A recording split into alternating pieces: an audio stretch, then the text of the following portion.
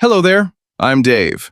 I was diagnosed with ADHD when I was 12, but the truth is, the signs were already there long before that. Looking back, they were everywhere, tiny clues scattered through my childhood. But somehow, nobody noticed. Not my parents, not my teachers, not even me. That got me wondering, how many of us grew up with ADHD signs hiding in plain sight? So, I went digging. I fell down internet rabbit holes, read forums, scrolled through personal stories, and watched videos where people shared the little things from their childhood that suddenly made sense once they got their diagnosis. And let me tell you, what I found was eye-opening. These weren't just funny quirks or personality traits. They were subtle, consistent signs of ADHD. And as I read them, I couldn't help but think, wow, that was me too. So today, I want to share some of those signs with you. Maybe you'll see your own story in them. Executive dysfunction. One person described it like this. They created complicated, exhausting workarounds just to do basic tasks. And that hit me hard, because I remember doing the exact same thing. Coming up with these time-consuming systems just to keep myself on track. Another story? Not being able to focus on anything until hyperfocus locked in. And then suddenly, that one thing became your entire world. That's the reality of ADHD. It's not really about having less attention. It's about attention regulation. Too little or way too much. That's why parents sometimes say, he can't do his homework, but he can play video games for hours. The truth? Homework is boring, games are stimulating, and our brains cling to stimulation like a lifeline. Time blindness. One person described their struggle with long-term projects as having no depth perception in the dimension of time. And honestly, I don't think I've ever heard it put better. Dr. Russell Barkley calls this time blindness. ADHD brains don't sense the passing of time the same way other people do. That's why deadlines sneak up on us. Or why we think, oh, I'll just do this for 5 minutes, and 3 hours disappear. In my case, being labeled a gifted kid masked this. Teachers assumed I was just not trying hard enough. And because my brother was more obviously hyperactive, I didn't get tested until much later. There's even a term for this, twice exceptional, gifted and ADHD. But instead of support, what we usually get is guilt trips. You're so smart. You have so much potential. Why aren't you doing better? Social struggles.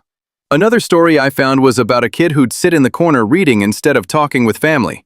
To relatives, it looked rude, but in reality, they were bored, excluded, or socially anxious.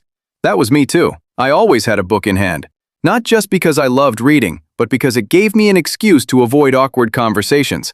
Others talked about constantly switching friend groups, convinced everyone secretly hated them. That's rejection sensitivity, a very common ADHD trait.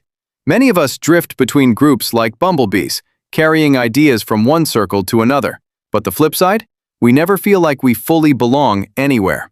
Invisible barriers.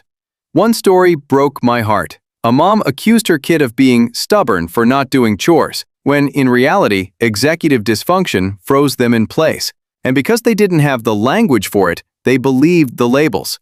Lazy, careless, irresponsible. That hit me because I've been there. As kids, we don't know how other people's brains work. We assume ours is just broken. And the more people call us lazy or careless, the more we start to believe it. Another person mentioned ignoring the bathroom until it was almost too late, because their brain filtered it out until it was urgent. That's ADHD in a nutshell. Now or not now. If something isn't immediate, it basically doesn't exist. Until it does. School chaos. Then there's mornings. For a lot of ADHD kids, mornings were absolute disasters. Disorganized, late, unable to find homework, teachers calling us out. I can't count how many times I was singled out as the bad example, when really, my brain was just somewhere else. And that's the thing. Distraction isn't a moral defect. It's not about laziness or not caring. It's how our brains are wired. But the shame we carry from being told otherwise? That's heavy. Funny but painful moments. One story cracked me up. Someone was so excited to run a Dungeons & Dragons game, then completely lost interest right as it was about to start. That sudden drop of motivation? Classic ADHD. Another person remembered blurting out answers in school before the teacher even finished the question, or constantly forgetting things that weren't physically attached to them. or having conversations that zigzag through 10 topics in under a minute. And then there's the messiness. Messy desks, messy backpacks, messy rooms. Teachers writing, "Great work, but why so sloppy?" on assignments. When you're a kid, it seems harmless, even kind of funny. But as an adult, it becomes serious. Losing paperwork, missing deadlines, forgetting bills.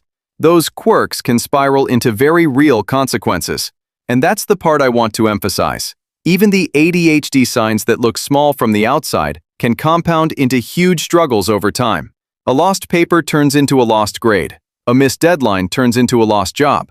A reputation for being forgetful turns into broken trust in relationships. It all adds up.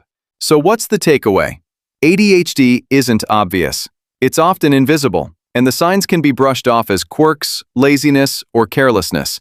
But behind every missed homework, every messy desk, every careless mistake, there's usually a brain working twice as hard just to keep up. If you remember one thing from this video, let it be this.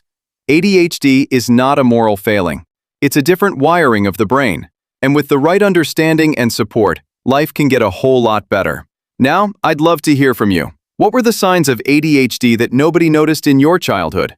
Drop them in the comments. I bet we'll see a lot of familiar patterns. If you found this video helpful or relatable, hit like, subscribe, and stick around for more. I'm Dave, and I'll see you in the next one.